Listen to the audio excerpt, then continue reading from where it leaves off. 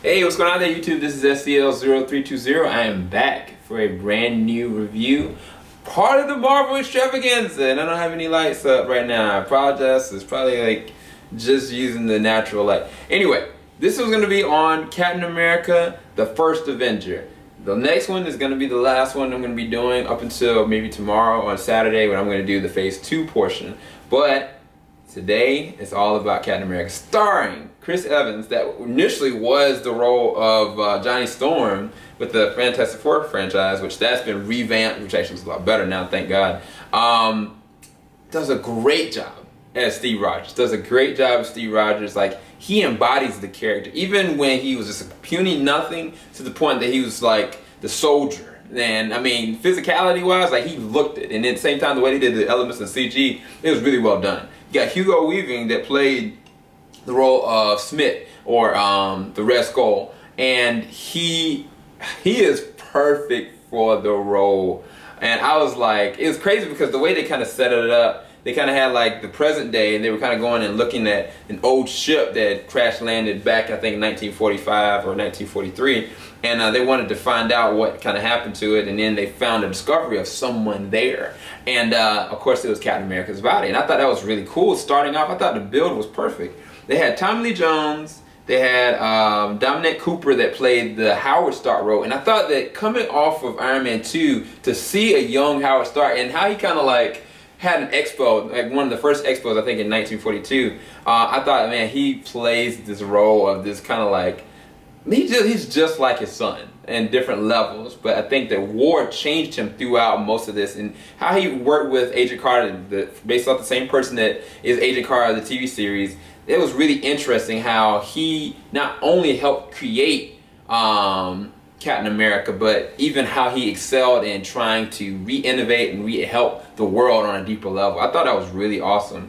One of the bigger things, though, that Stanley Tucci, that plays the role of Dr. Abraham, I forgot his last name, but I really liked his character. I didn't expect that I would like his character this much. But looking back at it, I can really appreciate the whole series a lot more, because the ideals that he imparted onto Steve Rogers, saying, look, you can have a guy that's like a bully, that's huge, there's all these different kind of things, but if he doesn't have a heart value of his fellow man, or understand the gravity of to not have power, he won't abuse it, you know? And like, just the small subtle scenes between him and Chris Evans, I thought, like, Stanley Tucci, he demolished the role, because I didn't even recognize him. I even looking at it now, I was like, that's Stanley Tucci. I didn't even realize it, you know? And he just plays that role so well. I think that the action was on point. Even with Sebastian, what is his last name? Sebastian Stan, that plays Bucky Barnes.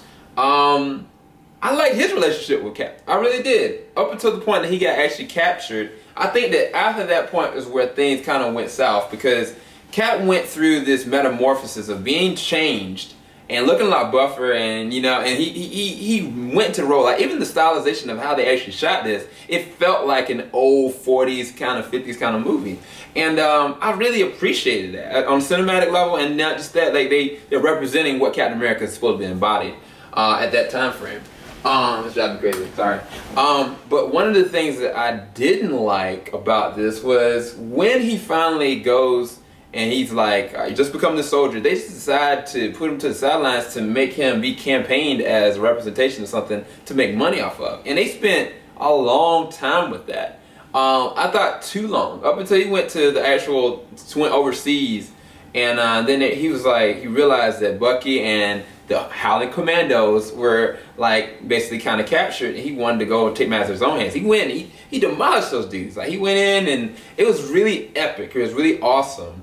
But then when he gets them out, that's another thing I didn't like. Like, once he gets them out, and he finally got Bucky saved, and you thought that Cap was about to die, and he had a real basic collision with the Red Skull. And you kind of see, like, when he pulled off everything, I was like, wow, this is pretty good CG, you know? But when he finally had the Howling Commandos and they were actually supposedly doing work, like, they didn't spend any time actually showing. They just showed like small clips here or there. I'm thinking, when I went to the movie, I was looking for Cap to be kicking butt with the Howling Commandos. That's what I was super excited about. You know, him on a motorcycle and putting in work.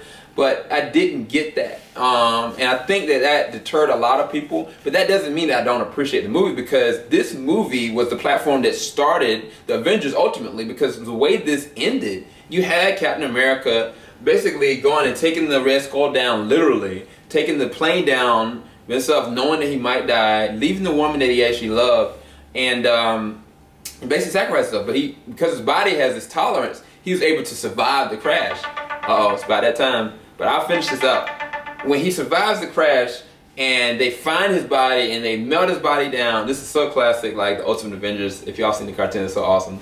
And he kind of wakes up and he's like, wait, I'm not in 1942 anymore. Something's wrong. So he just bursts out and runs out into the open Manhattan in present day. And then Nick Fury is the one that kind of intercepts him. I was like, this is the perfect setup for Avengers. And I was like, geeking. I was like, I cannot wait. And I mean, this is kind of like an end credit kind of thing too. But it was a perfect send off to the Avengers, especially with the Tesseract. The element that eventually Thanos is going to be needing to be able to get the you-know-what gauntlet. And so, I mean, I thought this was a perfect kind of segue into the Avengers. I think that I give this one an 8 out of 10 versus a 7.5 out of 10. Only because it was pivotal. They had to get Captain America right, and they didn't know who they were going to cast at that time.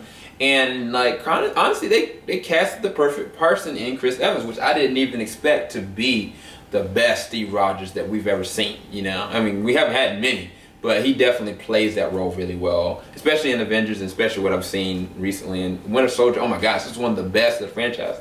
So anyway, that is my review for Captain America, the first Avenger. I'm about to go pick up Joe. We're about to go pick up these tickets because the Age of Ultron is coming out tonight. And we're going to do one last review. That's for Avengers. We're going to put all these up at once. And we're going to give y'all a playlist. And then we're going to go watch it again tomorrow. Anyway, this is SCL0320 signing out. Y'all have a blessed night, blessed evening, blessed day. Look for one more review to come. Later.